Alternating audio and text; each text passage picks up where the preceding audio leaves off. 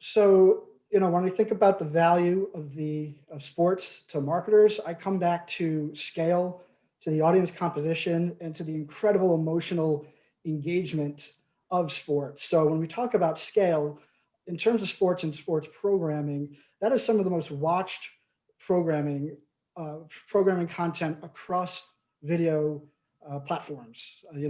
Put in streaming, put in linear TV. Sports is one of the most dominant generators of viewership across the board. And it's also predominantly, almost exclusively watched live. So you're showing live content to a very highly engaged, attentive viewer. And with sports on almost every night, there are multiple scalable opportunities for advertisers to get involved with sports throughout the year.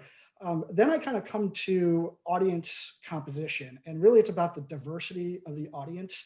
We did a study we did a study in early 2020 about understanding who the sports fan is and understanding their viewership behaviors and their preferences, and learned a few interesting things about who the sports fan is, and the idea that sports connects to all sorts of demographics. So what we saw was that 40% of sports fans are female. And then we also saw that 80% of adults 18 to 34 are habitual sports viewers across devices. It doesn't have to be TV, they could be streaming or whatnot. And they're habitual viewers, and they're watching sports a few times a week. And that's a higher frequency than adult 35 plus demo. And it's also big with multicultural audiences, and they're very avid fans, especially when it comes to soccer, when it comes to basketball, when it comes to MMA, when it comes to boxing. Those are some of those huge sports for Black, African American, and also Hispanic. And then, so we've covered the audience, we've covered the scale, and now I would also say just the emotional engagement behind sports. And again, this goes back to our study that we did in early 2020, and we asked, just why are you engaged in sports? And probably no surprise is that sports is a core passion for most sports fans. They're personally connected. We saw that 65% of avid sports fans say that they're personally connected to their favorite team. And some of their fondest memories are with sports. Some of their fondest memories in their life are about memories they saw from sports. And even some have even cried during sporting events. There's definitely an engaged audience there. There's also a focused audience. And one of the numbers I like to see when we did the study was about 1/3 of all sports fans sit in the same seat during sports, whether that's superstition or whether that's focus. So it's a very focused, emotionally engaged audience. So when you put this all together, the scale, the audience, and the emotional engagement, that really drives, sports has the ability to drive consumers right through the purchase funnel. Sports fans are more likely to be talking about ads that they see with their friends and with their family. They're more likely to be going on websites from ads that they see on sports to check out, get more information. And they're also ultimately more likely to be buying the product that they see advertised. So let me ask you, what's happened to fans? It's been a big, difficult time for fans and their relationships with sports during the pandemic. How do you see that relationship change moving ahead or not? How do you see it? Yeah, so it's interesting because if we kind of do a timeline during the pandemic last year of, the first 3 months, fans were just starved for any sort of sports related content that they can get. So what they were doing was they were watching old movies, old sports movies. They were watching old replays of football games. I saw that we do social listening monitoring as well, and we saw that one day when the 2006 Rose Bowl was replayed, it was one of the top trending topics on Twitter. The WNBA and the NFL virtual drafts, they had the highest ratings that they've ever had.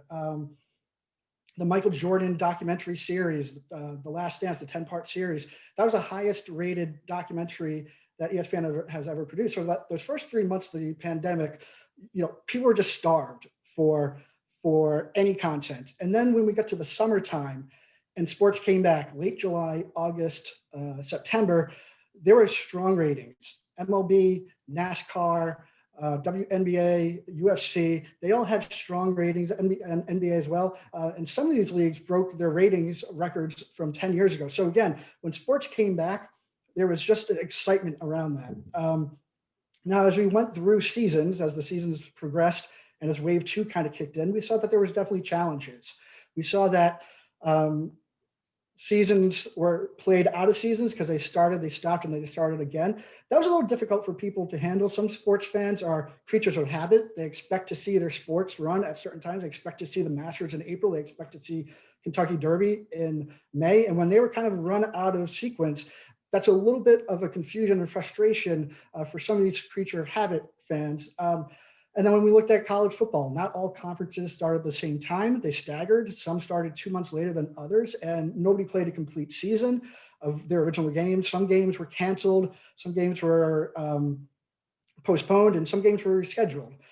And a lot of times they were rescheduled to odd hours, odd days. So we saw that the Thursday night football game from Thanksgiving moved over to a Wednesday afternoons. And we saw that NBA playoffs were being played during the day on weekdays just so that we can get the season through.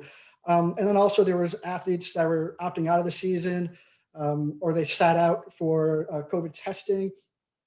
And then, so there was a lot of challenges there. And also there was just cannibalization. So with so many games being played during the second half of the year, there were multiple games being played across multiple leagues. So you often had 2 or 3 games going on at the same time. And that cannibalization really did kind of bite into some of the ratings expectations. So, those were the challenges of, it's really been a kind of interesting year back in 2020. But I do definitely see that as an anomaly because the fundamentals of sports haven't changed. And again, we learned this from our research that we did. Sports delivers on a few, essential human need states. It provides a sense of connection, a sense of camaraderie and community, and a sense of commitment to your team.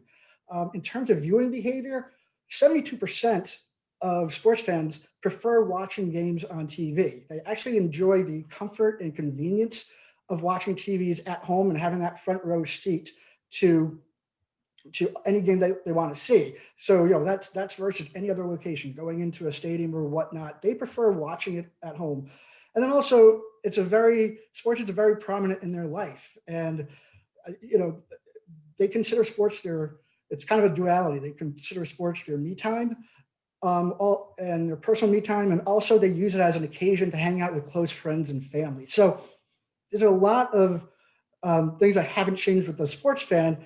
But it's interesting because even though sports are going on right now, we still see that there's pent-up enthusiasm moving forward into 2021 when sports will finally return back to their normal schedule, their full seasons, and events like March Madness will be run in full. So, and there's also obviously a lot of encouragement about the vaccine coming and getting us on track for full seasons and hopefully even getting fans back into stadiums in full, hopefully by mid-year, because also that fan interaction, that fan energy and atmosphere relates back into the viewer. It creates a better viewing experience as well.